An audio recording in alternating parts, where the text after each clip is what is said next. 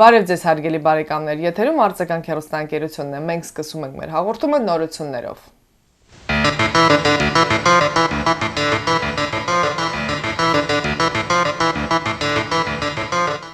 Միացյալ Նահանգների կոնգրեսական ջուջիչուն ասել է, որ Միացյալ Նահանգները պետք է ամեն բան անեն, որպեսզի Լեռնային Ղարաբաղում խաղաղությունը պահպանվի եւ այդ առիթով առաջարկել հատկացնել $4 միլիոն։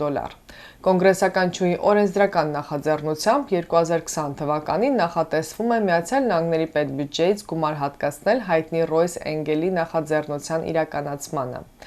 Այն ընդունվել է Ներկայացուցիչների պալատի կողմից, որ նախատեսում է Ադրբեջանի եւ Ղարաբաղի շփման գծից հանել դիպուկահարներին եւ հրետանին, տեղադրել հատուկ սարքավորումներ, որոնք թույլ կտան պարզել հրադադարի խախտման մեղավորներին եւ ճնշում գործադրել խախտողների վրա։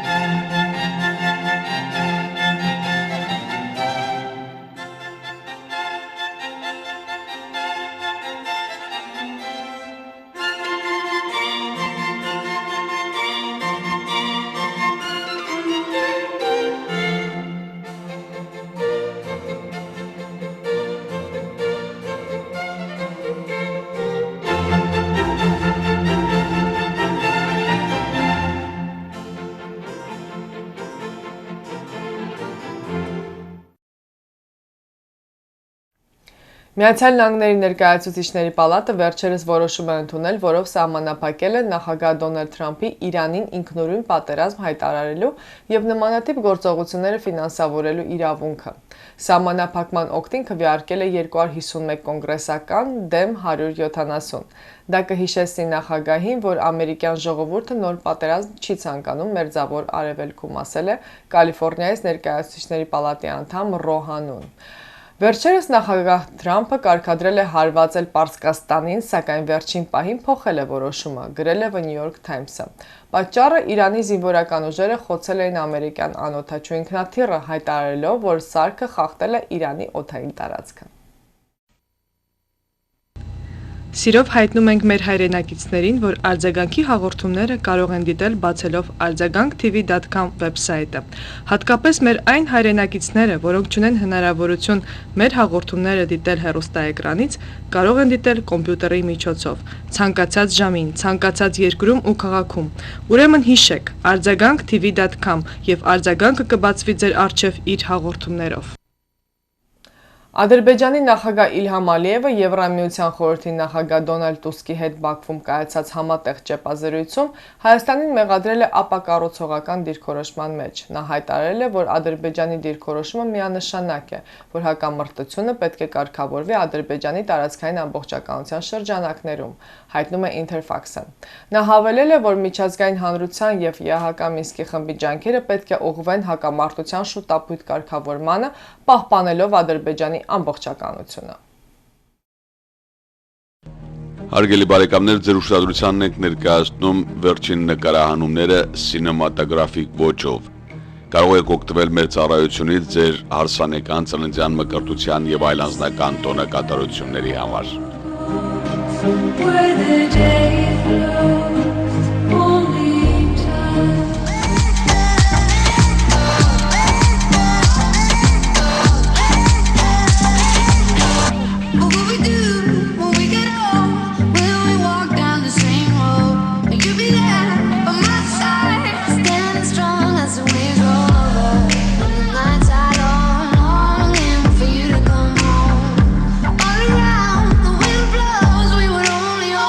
Let go.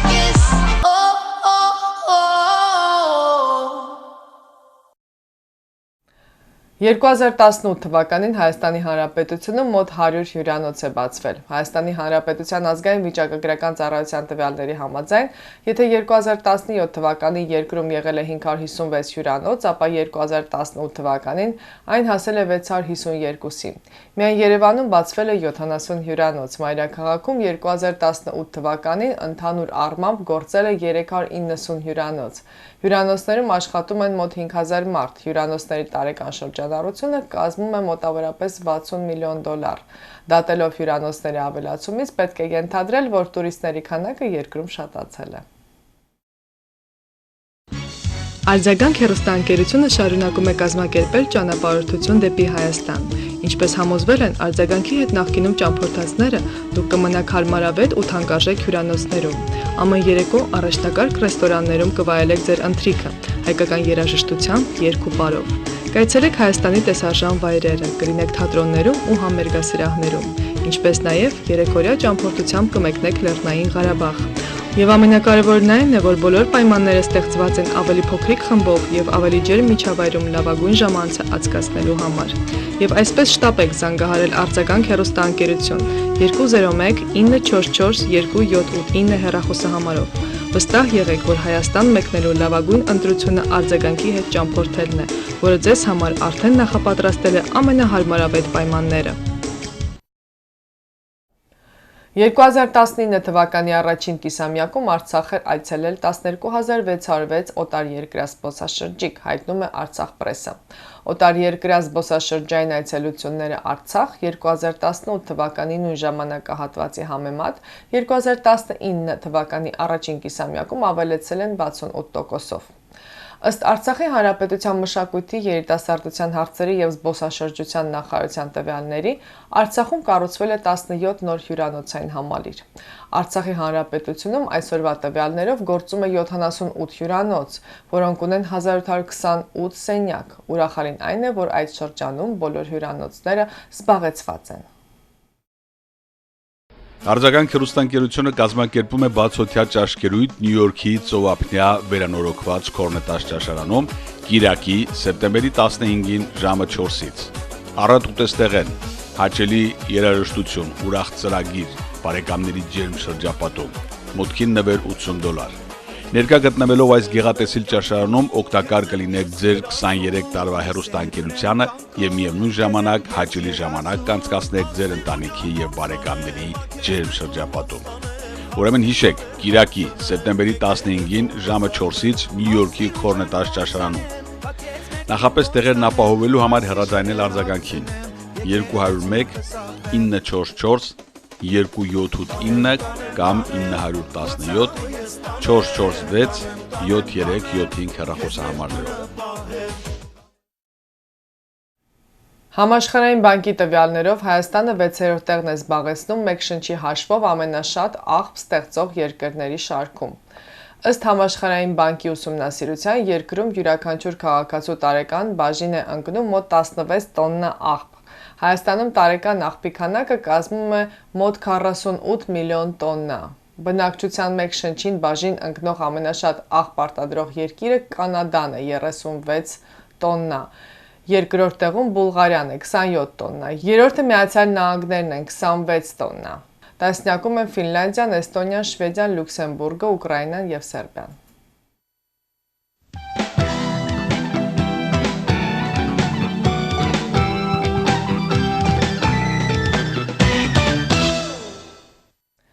Հարգելի բարեկամներ, շարունակում ենք մեր հաղորդում։ Անցյալ շաբաթ Նյու Յորք էր այցելել Հայաստանի Հանրապետության փոխվարչապետ Տիգրան Ավինյանը։ Ձեզ ենք ներկայացնում մեր պատրաստած հաղորդում այդ մասին։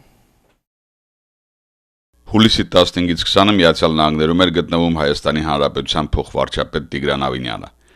Նյու Յորքում Հայաստանի Հանրապետության փոխվարչապետը մասնակցեց Միացյալ Ազգերի կազմակերպության տնտեսական եւ սոցիալական խորհրդի կայուն զարգացման հարցերով բարձր մակարդակի քաղաքական ֆորումին, որի նախաձեռնողը Հայաստանի Հանրապետության Միացյալ Ազգերի կազմակերպության մշտական ներկայացությունն էր դեսպան Մհեր Մարգարյանի գլխավորությամբ, որն էլ հանդես եկավ բացման խոսքով։ It is my pleasure to welcome to the side event organized by the Mission of Armenia in partnership with the Eurasian Economic Union and the UNDP and I want to acknowledge and warmly welcome the distinguished panelists as well as the permanent representatives of Eurasian Economic Union countries. To my right is His Excellency Mr. Tigran Avinyan, the Deputy Prime Minister of Armenia. We have Ms. Tatyana Valovaya, member of the Board for the Integration and Macroeconomics of the Eurasian Economic Commission. To my left, Mrs. Miriana Spoliaric-Eger, Assistant Secretary General and Assistant Administrator and Director for Regional Bureau of Europe and Commonwealth of Independent States of UNDP. We have Ms. Mirgul Moldasieva, Permanent Representative of Kyrgyzstan, Mr. Dmitry Chumakov, Deputy Permanent Representative of Russia, Kairat Umarov, the Permanent Representative of Kazakhstan, and Mr. Dmitry Maryasin, the UNDP Resident Representative in Armenia, who will also act as moderator for today's discussion. Ladies and gentlemen, the relevance of energy efficiency for the attainment of sustainable development goals cannot be overestimated. We in Armenia are working to ensure compatibility and coherence of our national priorities with this important goal of 2030 agenda. In this regard, I would like to acknowledge the important role played by our long-standing partner for development cooperation, the UNDP, and I am happy to note that the existing special partnership between the UNDP and the government of Armenia and the UN team in general is working very well. In our region and beyond, UNDP is among the key partners in improving energy efficiency. As an important milestone, I want also to recall that in 2017, with the funding from the Russian Federation, the UNDP launched a regional project entitled Regulatory Framework to promote energy efficiency in the countries of the Eurasian Economic Union. Currently, the project is led by the UNDP country office in Armenia, with the engagement of UNDP officers and partners from Russia, Belarus, Kazakhstan, Kyrgyzstan, and has provided an opportunity for discussions among experts from the Eurasian Economic Union countries on energy efficiency and for exchange of experience in the implementation of energy-saving mechanisms, as well as public outreach campaign among the respective populations. Armenia has gained considerable practical experience in improving energy efficiency and introducing energy-saving technologies in the public sector. The Eurasian Economic Commission has become a key platform for policy and regulation in the area of energy efficiency, and I am sure Ms. Valovaya will address this in more detail. Energy efficiency and renewable energy investments continue to act as robust socio-economic drivers. Since 2016, the Eurasian Economic Commission has been working towards introducing harmonized legislation and energy-efficient technologies. The appropriate technical regulations will help reduce manufacturers and suppliers and can boost the production of low energy consumption goods and equipment. We will continue to work with our development partners in implementing programs for energy efficiency and climate-smart technologies towards a low-emission and climate-resilient pathways for sustainable development. Armenia stands ready to continue to offer platforms for regional dialogue and contribute to the exchange and cooperation towards the implementation of sustainable development policies. Այնուհետև ելույթով հանդես եկավ Հայաստանի Հանրապետության փոխվարչապետ Տիգրան Ավինյանը։ Globally, energy efficiency is an increasingly important topic of the national development agendas for most of the countries. And energy efficiency, as was mentioned, has become a key enabler not only for the SDG 13 climate action, but also for several other sustainable development goals, and particularly that is clean water and sanitation, it's no poverty, and of course it's reduced inequalities, because energy poverty is often a key element of multi-dimensional poverty of the most vulnerable and excluded communities. So what I would like to do is to share our experience on energy efficiency projects which we believe are successful. And the Republic of Armenia has been very successful in establishing a revolving fund for energy efficiency retrofits in public, municipal, and social buildings. based on energy performance contracting through Renewable Resources and Energy Efficiency Fund. We call it R2E2 Fund, which has already delivered a revolutionary 50% of energy saving in 64 public objects, which are more than 160 buildings and 9 urban lighting systems, with more lined up in the pipeline. So Armenia will continue working in this direction and roll out this financial tool to banks for further commercializing and scaling up the public sector for the energy efficiency investments. So the program Energy Efficiency Improvement Project of non-gasified communities of Armenia was started in August 2017 for development of green energy and creation of energy from renewable energy sources in non-gasified communities in Armenia.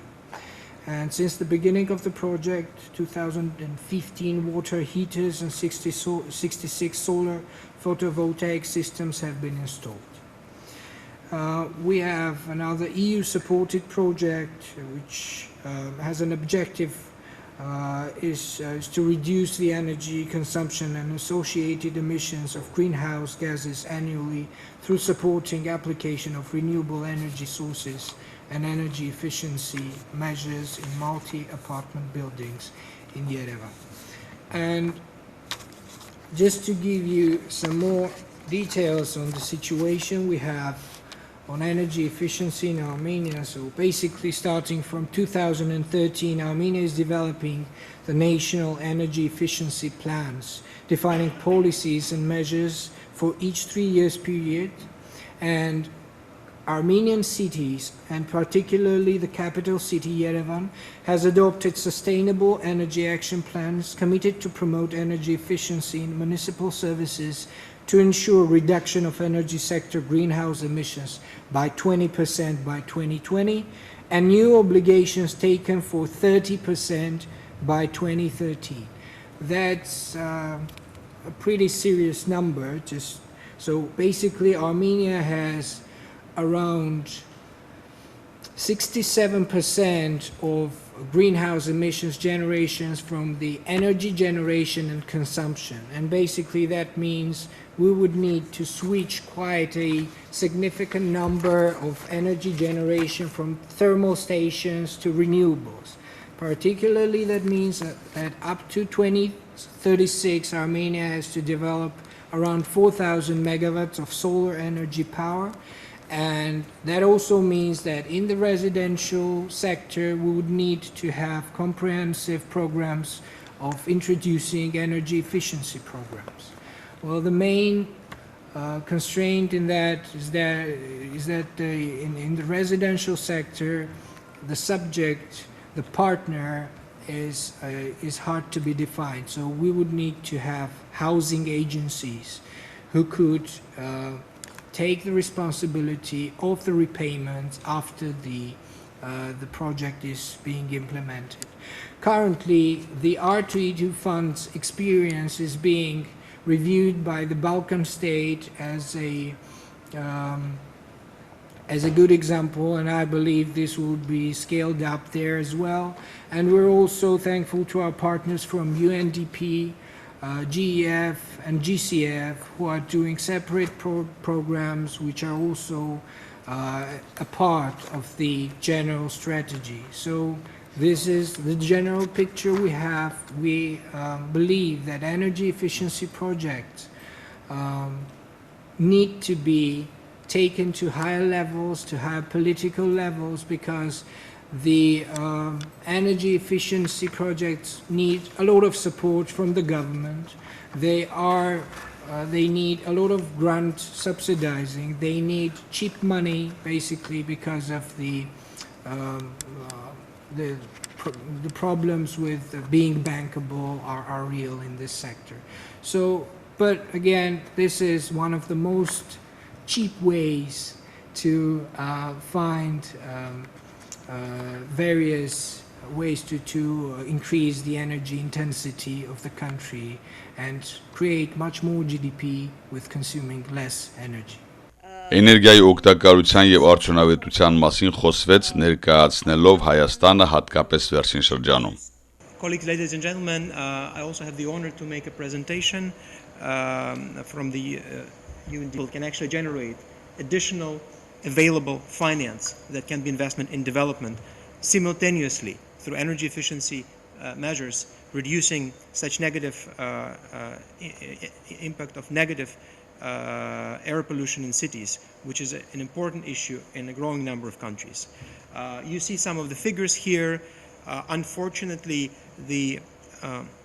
global energy-related greenhouse gas emissions, CO2 specifically, have stagnated. They are not growing like they were in the 80s and the 90s, but unfortunately they are not going down either, which means we have a dual challenge: more energy, less carbon emissions. The Deputy Prime Minister has highlighted this in his remarks. The situation in the Eurasian Economic Union countries points to significant potential to reduce energy intensity, and energy efficiency could help generate significant savings without capital-intense investments, which is a very important point, as most of the governments of the Union are working to balance their budgets, and hence extra capital expenditure may be avoided if appropriate investments are made and sustainable financing mechanisms are launched, like many speakers mentioned, in the area of energy efficiency. And of course, this is also a factor of competitiveness for the countries of the Union and beyond. I would like to illustrate this with the example of Armenia. We observe a relatively positive trend, stable greenhouse gas emissions as compared to the GDP on per capita purchasing power parity basis, and you can see that significant potential for saving in the residential sector exists.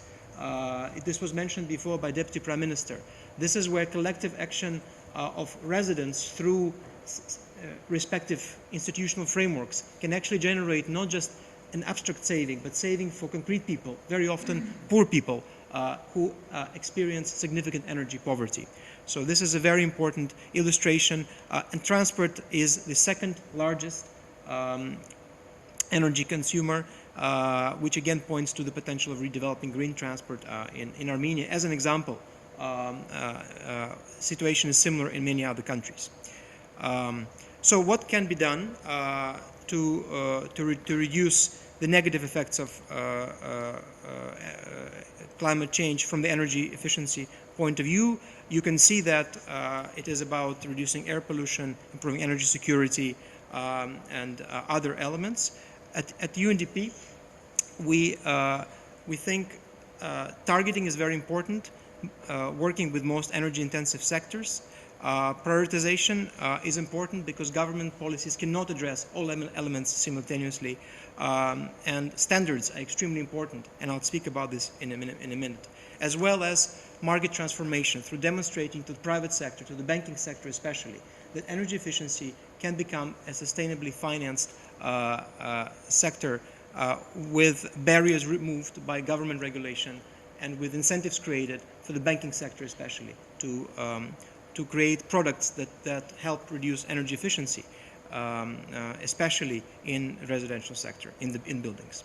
An example of what UNDP is able to do at the country level along those lines, you see that we have a fairly large portfolio of energy efficiency related projects dealing with green urban lighting, energy efficiency in buildings, and addressing both policy dimensions of work, regulation, and more practical hands-on work at the local level. We also work on statistics, energy balance preparation, helping the government in various dimensions of the problem. Importantly, from 2018, UNDP in Armenia has had a role supporting the regional project with the Eurasian Economic Commission. The project was already referred to. This is a project funded by the Russia Trust Fund for Development. It comes against the background of significant attention that the Eurasian Economic Union and the Commission are paying to the issue of energy efficiency, the need to harmonize legislation and come up with common standards. And hence this project, called Regulatory Framework to Promote Energy Efficiency in Countries of the Eurasian Economic Union, was launched. It is a platform that enables all countries of the Union and other stakeholders to work together on regulations, on training, on bringing in young people, on creating a unified set of approaches to testing equipment, for example. Laboratories are a crucial element of making sure that appliances, household appliances, for example, are used in an energy efficient way, and there is clear understanding of producers and consumers on how that should function. So I can give you a few examples. Some of those examples were mentioned by the previous speakers in Kazakhstan, Russia, Belarus, Kyrgyz Republic, and Armenia that deal with improvements both on the policy side and in terms of actual work on the ground. All these efforts are being supported by the UNDP project. Importantly, there are a number of aspects. It's important to increase visibility of the issue in the policy domain. Hence, the project supported a fairly high-level event at the Russia Energy Week last year, as well as working with the younger generation under the Brighter Together initiative of Vmesте Yarche in Russian, which aims to increase awareness of school children, young people, and through this also their parents about energy efficiency and the importance of climate change. You'll see some pictures from events held in different countries under this initiative. Now, turning very briefly to the work in Armenia, I will have mostly pictures, and we are very proud of the work we're doing with the government of Armenia on green urban lighting. Mr. Avinyan mentioned the revolving funds. One of the revolving funds that was set up with support of UNDP has helped install LED lighting in many streets around Armenia. And the beautiful part of it is that we are not just providing grant funds to change light bulbs. In fact, savings from each street that was supported by the project were accumulated in a special account and then reinvested into more streets. And the government is now, especially at the municipal level, is now taking on this as a government policy, as a mechanism that will help scale up green urban lighting across the country. And UNDP is proud to have been part of it. You see the main street in Yerevan with before and after the project helped change the light bulbs there. Even more ambitious is our plan in the energy efficiency in the residential sector. This was mentioned several times. You can see here the infrared image of a building that was insulated with the whole building enveloping about 3.5 years ago, and the infrared image of a building that was not right next to it. I think the images really speak for themselves. Not only does the building look beautiful without the infrared, it actually saves citizens living in that building 58% of energy. And this is not a theoretical number. This is a result of a 3-year monitoring that was done after this pilot was launched. So now with the financing from the Green Climate Fund, this is the first Green Climate Fund project in the region. We are working with several national stakeholders, the government, Ministry of Environment, Ministry of Territorial Administration and Infrastructure, and Municipality of Yerevan, to make sure this can be scaled up in a sustainable manner using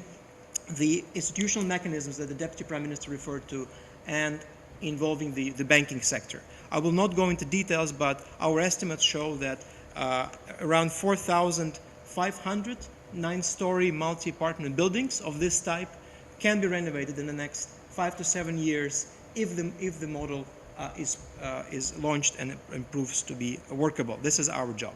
I would like to end by mentioning another very important element of our work. The SDG Innovation Lab is a joint partnership between the government of Armenia and the United Nations, implemented by UNDP. And SDG Innovation Lab is an R&D hub for experimentation. Energy is one of the areas in which the lab works. And here I have a slide illustrating, so this is more information about the lab can be provided. Mr. Stepan Margaryan is here in the room, the head of the lab, but I would like to mention that in partnership with the R2E2 Fund, the SDG Innovation Lab is looking at the behavioral aspects of adopting more responsible and more energy efficient behavior in non-gasified villages, specifically looking at potential of using renewable energy there. This is an important element where government policy experimentation and practical work on the ground come together. So to highlight this, we are happy to share this experience across the region and happy to work with you on similar initiatives in the future. Another example of how the lab is contributing is through working on the SDG Barometer real-time data analytics tool that would show the potential of, for example, energy efficiency measures for achieving climate change commitments that Armenia has put to itself, including as part of the nationally determined contributions to climate change that were mentioned before.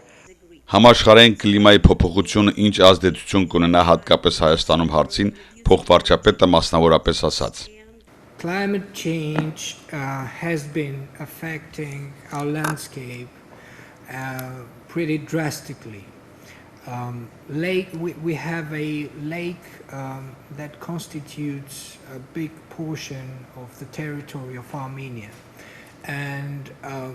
the most affected part is Lake Sevan in Armenia due to climate change. And higher temperatures have created a situation where we have a potential of losing the lake as a lake.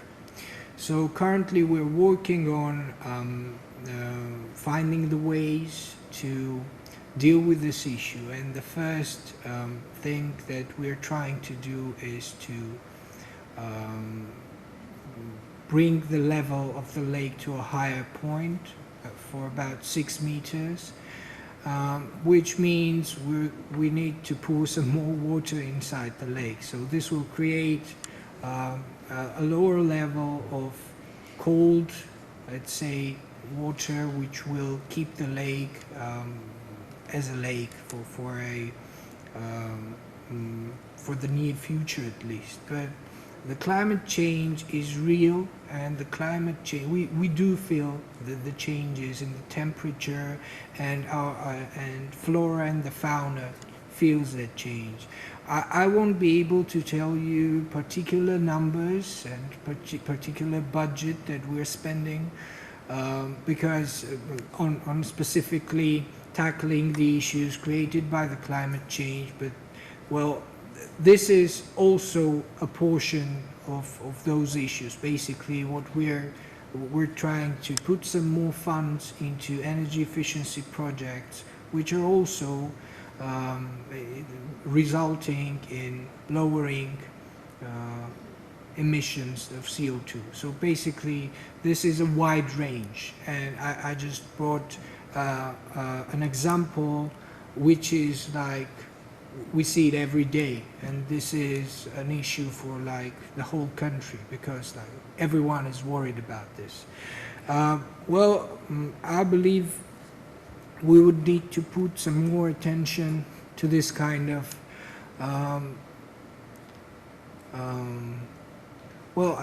I think in countries like Armenia, we haven't thought about climate change for a long time until it hit the very heart of the country. And now we understand that the issues are very serious.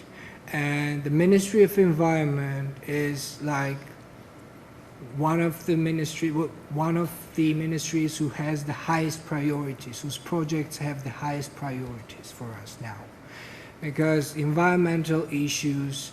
are unrecoverable issues most of the time. So we put a lot of attention to these issues now. Հանդիպան վերջում օգտվելով առիթից մենք հարցազրույց ունեցանք Հայաստանի Հանրապետության փոխվարչապետ Տիգրան Ավինյանի հետ, որն էլ սիրով ներկայացնում ենք ձեր ուշադրությանը։ Հարգելի բարեկամներ, այսօր մեր հեռուստաընկերության հյուրն է Հայաստանի Հանրապետության փոխվարչապետ պարոն Տիգրան Ավինյանը։ այսպես ասեմ, Հայաստանի երկրորդ դեմքերից, որ այսօրվա մեծ բեր ունեն եւ ինձ ուրախալի է, որ հատկապես երիտասարդ ղեկավարությունը եւ ուսյալ հիմա լսում եմ ձեր պատրաստվածությունը շատ ուրախալի է եւ վստահ եմ, որ պիտի շատ նվաճումների եւ հաջողությունների հասնեք։ Մենք շատ հարուստ չենք քաղաքական գործիչները, որ գալիս են մեզ մոտ, դրա համար գուցե իմ հարցերը ուղղված են միայն դասական սփյուռքին վերաբերող հարցեր, գուցե ձեր կտրվածքով շատ չլինի, բայց խնդրում եմ հնարավորին չափ պատասխանեք։ Ուրեմն առաջի հարցը արտաքին քաղաքականության հետ կապված, վերջին շրջանում, ասենք, ինչպես գիտենք, միշտ Ալիևը հայտարարում է ռազմատենչ իր այսպես խոսքերով եւ Հայաստանը միևնույն ժամանակ գնում է զենքեր, հարցումս հետեւյալն է, որքանով է հավանականությունը այսօրվա պատերազմի։ Կարծում եմ շատ փոքր է այդ հավանականությունը, այնուամենայնիվ Հայաստանը գնում է եւ գնելու է զենքեր, ինչպես նաեւ ապագայում արտադրելու է զենքեր եւ ես համոզված եմ, որ ռազմաարդյունաբերական համալիրի զարգացումը Հայաստանի Հանրապետության համար գերակայությունների առաջնահերթության ցանկում է։ Ես միանշանակ մենք մեր քաղաքականության մեջ միշտ խոսել ենք, որ Հայաստանի Հանրապետությունը եւ Արցախը միշտ պատրաստ են խաղաղ կարգավորման եւ խաղաղ կարգավորումը Արցախյան հակամարտության այլընտրանք չունի, բայց դա չի նշանակում, որ մենք պետք է ձեռքներս ծալած նստենք եւ սպասենք, թե այդ օրը երբ է գալու, ակտիվորեն պետք է աշխատեն եւ մեր արտաքին գերատեսչության ներկայացուցիչները եւ մեր պաշտպանության նախարարությունը։ Շատ լավ, ինչու եմ այդ հարցը տալիս, որովհետև Սփյուռքում հանդիպելով շատ սփյուռքահայերի հետ, իրենք նաև ունեն մի կարևոր հարցում, հիմնական կարևոր հարցումը, կարծում եմ եւ Հայաստանի համար այսօր կարևոր հարցերից մեկն է ներդրումային քաղաքականությունը, Հայաստանի ուրեմն տնտեսության զարգացումը։ Ուցե Հայաստանում հայաստանյան խնդիրները քիչ հայաստանցու համար մի քիչ ավելի տարբեր են, մարտի 1, չգիտեմ, աղբի խնդիրները եւ այլ, որը եւս շատ կարեւոր է, բայց սփյուռքահայի համար դա շատ կարեւոր մի խնդիր է, ուրեմն ներդրումային քաղաքականությունը։ Նախ մարդիկ որ հարցնում են, ասում են ինչպես դա կարող ենք անել եւ ինչ երաշխիքներ կա, որ բիզնեսը ցավոք շուտի մենք վատ օրինակներ ունենք նախկին իշխանություններից մնացած, որ մարդը մեծ հսկայական ներդրումներ էր անում, ես գիտեմ հսկայական բանակ այդպիսի մարդկանց եւ կորցրել են միլիոնավոր դոլարներ։ Հարցը հետեւյալն է, թե ինչ երաշխիքներ կան, որ այդ ամենը ուրեմն կլինի արդարացի ճանապարհով։ Երաշխիքները հիմնականում քաղաքական են այս պահին եւ ընդհանուր առմամբ կարծում եմ 2018 թվականի հեղափոխությունից հետո լրջագույն փոփոխություններ են եղել ընկալումների մեջ ներդրումային առումով եւ ներքին եւ արտաքին խաղացողների կողմից ներդրումային ակտիվությունը միանշանակ նկատվում է եւ Հայաստանի Հանրապետությունում պորտֆելը ներդրումների բավականին բազմազանեցվել է 2018 թվականից հետո ընդհանուր առմամբ քաղաքական նախկինում այսպես ասած այդ մենաշնորհները հիմնականում ունեին քաղաքական տանիքներ, այդ տանիքը վերացել է եւ ընդհանուր առմամբ որտեղ որ հնարավոր է մրցակցել, մենք խթանում ենք այդ մրցակցությունը եւ նաեւ ինստիտուցիոնալ որոշակի նախապայմաններ ենք ստեղծում տնտեսական մրցակցության պաշտպանության հանձնաժողովի միջոցով, որը որ միտված է լուծելու տնտեսական մրցակցության հետ կապված խնդիրները արդեն ինստիտուցիոնալ ձևով։ Կարծում եմ ընդհանուր առմամբ Սփյուռքի այստեղ շատ կարևոր է հասկանալ, որ նախկինում նաև Սփյուռքի նկատմամբ եղած վերաբերմունքը մի փոքր այլ է եղել եւ հեղափոխությունից հետո այդ վերաբերմունքը իրապես փոխվել է։ Նախկինում այսպես ասած այդ ակնկալիքներով Հայաստանի Հանրապետությունը բարեգործական հիմնականում ակնկալիքներով այլևս չկա։ Հայաստանի Հանրապետությունը ասում է Սփյուռքին, որ Հայաստանի Հանրապետությունը նաև ձեր տունն է։ Եվ եթե դուք կցանկանաք հիմնվել Հայաստանում, եթե դուք կցանկանաք գործ անել Հայաստանում, ներդրում անել Հայաստանում, կցանկանաք ձեր գիտելիքը եւ փորձը ներդնել Հայաստանում, Հայաստանի Հանրապետությունը գրկաբաց ձեզ կընդունի, դուք չեք կարող ունենալ որևէ խնդիր, որևէ պարագայում, նկատի ունեմ քաղաքական խնդիր, նկատի ունեմ անբարեխիղճ մրցակցության խնդիր։ Դա ուղղակի բացառում եմ եւ վստահեցնում եմ, որ բոլոր այն մարդիկ, ովքեր որ ցանկանում են Հայաստանի Հանրապետությունում որևէ տիպի գործունեություն ծավալել Սփյուռքից, մենք նրանց միշտ ուրախ ենք եւ մենք գրկաբաց սպասում ենք իրենց։ Հրաշալի շնորհակալ եմ դրա համար, որովհետև վստահ եմ, որ Սփյուռքը հայը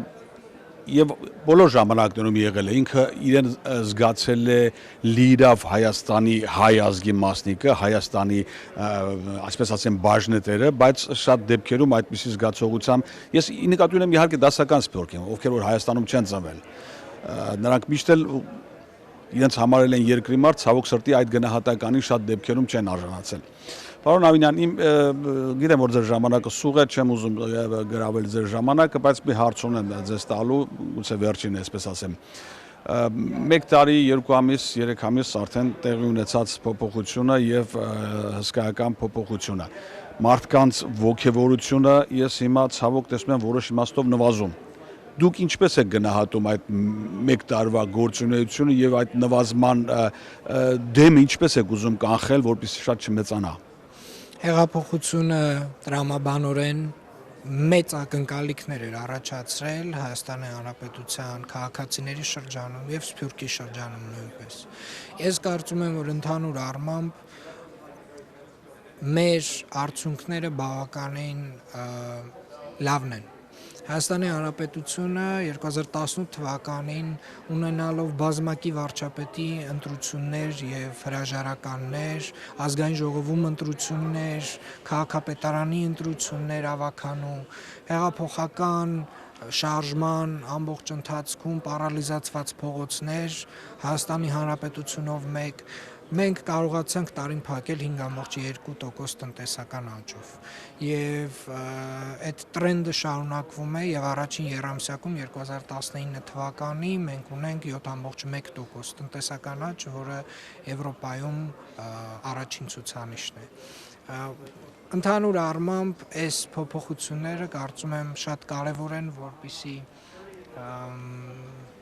մարդիկ իրենց մաշկի վրա զգան, այսինքն բարեկեցության մեջ մարդկանց որոշակի փոփոխություններ տեղի ունենան եւ որոշակի խմբերի համար այդ փոփոխությունները արդեն իսկ տեղի են ունեցել։ Մասնավորապես մենք բարձրացրել ենք ուսուցիչների աշխատավարձերը, մենք բարձրացրել ենք զինված ուժերում աշխատավարձերը, մենք բարձրացնելու ենք հաջորդ տարվանից թոշակները եւ ընդհանուր առմամբ մեր ամբողջ քաղաքականությունը միտված է ներառական տնտեսական մոդել ունենալու հիման վրա։ Ես կարծում եմ, որ ակնկալիքները իրապես շատ մեծ էին եւ մենք ամեն օր, ամեն ժամ, ամեն րոպե եւ ամեն վայրկյան աշխատում ենք, որպեսզի այդ ակնկալիքները կարողանանք բավարարել։ Այո, միանշանակ կա որոշակի նեգատիվ ֆոն, շատ դեպքերում օբյեկտիվ քննադատություն ենք մենք լսում, շատ դեպքերում լսում ենք ավելի արհեստական քննադատություն եւ այլ նպատակներ հետապնդող մարդիկ, անձիկ, ովքեր ունեն խնդիրներ միգուցե Հայաստանի Հանրապետությունում նախկին կոռուպցիոն մեխանիզմներով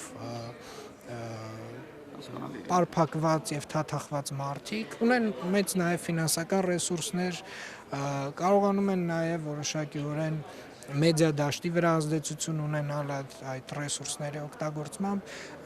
դրանք որևէ իրական ազդեցություն չունեն իմ կարծիքով հանրային ընկալման վրա եւ դրանք ավելի շատ, այսպես ասած, այդ արհեստական ֆոնն են ստեղծում խնդիրների։ Այո, բայց կա քննադատություն, որը շատ ռացիոնալ է եւ մենք այդ քննադատությունը լսում ենք եւ հետեւություններ ենք անում։ Միանշանակ համաձայն եմ ձեզ հետ, այսինքն այդ ամբողջ գործոնները կան եւ կարող են գործել մարդկանց մտքի եւ հոգու վրա ազդել, բայց ես վստահ եմ մի բան, որ տեսնելով ձեզ, քանի արդեն առիթով հանդիպել եմ տարբեր Հայաստանի ղեկավարների հետ, լինի պաշտպանության նախարարը, դուք, տարբեր նախարարներ եւ նույնիսկ վարչապետը, երբ որ այստեղ էր, ես վստահ եմ, որ ներողություն որ թույլ տամ այդպես մի քիչ տարիքային իմաստով ասել, որ շատ ուսյալ եւ նորմալ մարդիկ եք հավաքվել եւ կփորձեք ամեն ինչ անել, որպեսզի մեր երկիրը իսկապես իր բարձունքի վրա մնա, որովհետեւ տաղանդավոր երկիր է, տաղանդավոր մարդիկ են։ Ես որպես եւ սփյուռքը հայ եմ ասում եւ Հայաստանի ապրած մարդ, ուզում եմ որ տեսնեմ իսկապես մեր երկիրը փայլուն եւ առողջ եւ վստահ եմ ձեր գործը պիտի շարունակեք։ Միայն մի փոքր վտանգ կա, սա էլ ուրեմն որպես էլի բարեկամի, որ իշխանությունը ձևով չգիտեմ բառը ինչպես ասեմ, վարակ կա, թե ինչ կա, որ կարող ես շատ մտնել մեջը եւ փորձել օգտվել որոշ բաներից։ Ես վստահ եմ, որ այդքան ուսյալ եք եւ պատասխանատվության զգացողություն ունեք, որպեսզի դա հասկանաք։ Ուզում եմ ձեզ հաջողություն մաղթեմ եւ վստահ եմ, որ հաղթելու եք եւ մենք բոլորս ունենալու ենք այդ հրաշալի երկիրը։ Շնորհակալություն։ Նախ ես համոզված եմ, որ մենք չենք փորձի, մենք միանշանակ կունենանք հզոր զարգացած երկիր եւ մեր ամբողջ ջանքը այդ ուղղությամբ է ներդրվելու, ինչ վերաբերում է իշխանություն ունենալու վտանգներին, կարծում եմ դա հիմնականում գալիս է սխալ նպատակադրումներ ունենալուց, եթե մարդը ունի նպատակներ, որոնք որ չեն ծառայում երկրի բարգավաճմանը եւ զարգացմանը, այո, նմանատիպ ռիսկ առկա է, բայց երբ որ մարդկանց խումբ է հավաքված, ովքեր ունի հստակ նպատակներ երկրի զարգացման, նմանատիպ վտանգները հասցված են նվազագույնի։ Ուրախ եմ, հաջողություն եմ մաղթում, հաջորդ հանդիպանը միայն նվաճումներ տեսնենք։ Շնորհակալ եմ։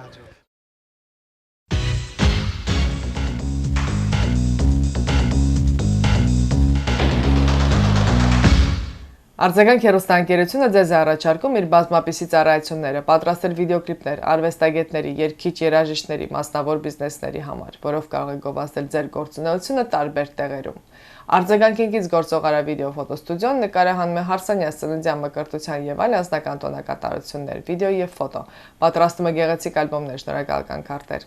Ardzagang-ը սիրով կարող է շնորհավորել ձեր կյանքի հիշարժան իրադարձությունը իր հեռուստաէկրանից հաճելի պահեր պատճառելով ձեզ եւ ձեր հարազատներին, այնպես որ հիշեք։ Ardzagang իր բազմապիսի առաջարկներով սպասում է ձեզ։ Իսկ այցելելով www.vimeo.com/video-photo կարող եք ծանոթանալ վերջին աշխատանքներին սինեմատոգրաֆի ոճում։